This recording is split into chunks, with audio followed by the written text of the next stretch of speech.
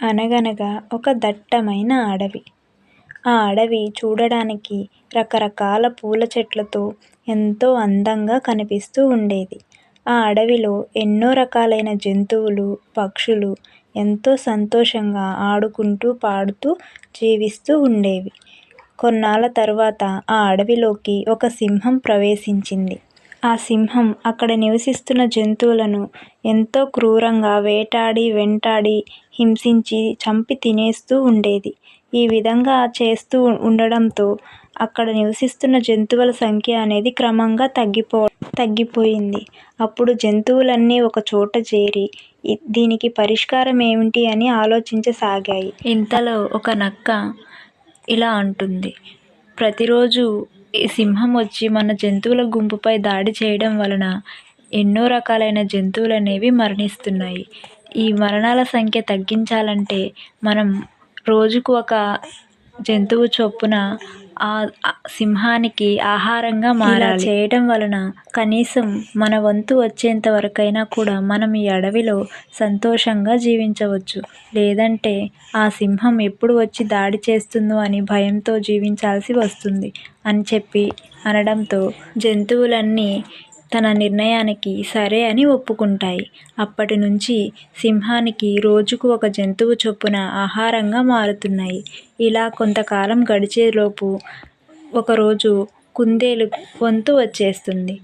ఆ రోజంతా కుందేలు తను సింహానికి ఆహారంగా మారాల్సి వస్తుందని ఎంతో బాధపడుతూ, ఏడుస్తూ ఏం చేయాలా అని ఆలోచిస్తూ ఉంటుంది. ఇంతలో సాయంత్రం అవడంతో కుందేలు చేసేదేమీ లేక బాధపడుతూ ఇక సింహం ఉండే గుహ వైపు వెళ్తూ ఉంటుంది.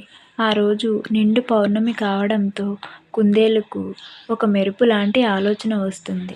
ఇంతలోపు సింహం గుహ రానే వస్తుంది. అప్పటికే ఆలస్యం అవడంతో సింహం ఎంతో కోపంగా తన కోసం ఆహారంగా మారే జంతువు ఇంకా రాలేదని ఎదురు చూస్తూ ఉంటుంది.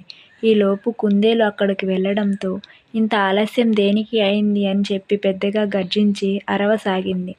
ఇంతలో కుందేలు ఇలా అంటుంది, ఓ సింహరాజా, ఈరోజు అడవిలోకి ఒక కొత్త సింహం వచ్చింది.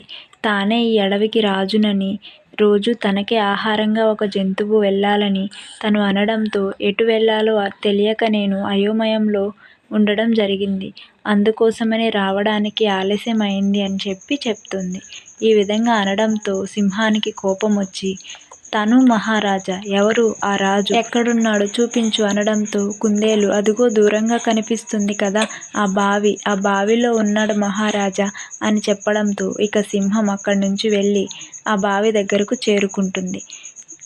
అందులో చూడగానే తనలాంటి రూపం ఒకటి ఆ బావిలో కనబడటంతో గట్టిగా గర్జించి కోపంతో, నువ్వు మహారాజువా, రా నాతో పోటీ పడు అని చెప్పి అంటూ ఆ బావిలోకి దూకుతుంది. ఇక సింహం యొక్క భయం తొలగిపోతుంది. ఇక ఈ పని చేసిన కుందేలుని జంతువులన్నీ ఎంతో సంతోషంగా మెచ్చుకుంటాయి. ఇక అప్పటి నుంచి జంతువులన్నీ ఎంతో సంతోషంగా ఆ అడవిలో ఆడుతూ, పాడుతూ స్వేచ్ఛగా జీవించడం మొదలు పెడతాయి. ఈ కథలోని నీతి, సమస్య ఎంత పెద్దదైనా కూడా కాస్త తెలివిగా ఆలోచించడం వల్ల ఆ సమస్య నుంచి చాలా త్వరగా బయటపడవచ్చు. సమస్య వచ్చింది అని కృంగిపోవడం మానేసి దాని యొక్క పరిష్కారం ఏమిటి అని ఆలోచించడం వల్ల, వచ్చే ఆలోచనను అమలు చేయడం వల్ల మనం ఉన్న సమస్య నుంచి బయటపడవచ్చు.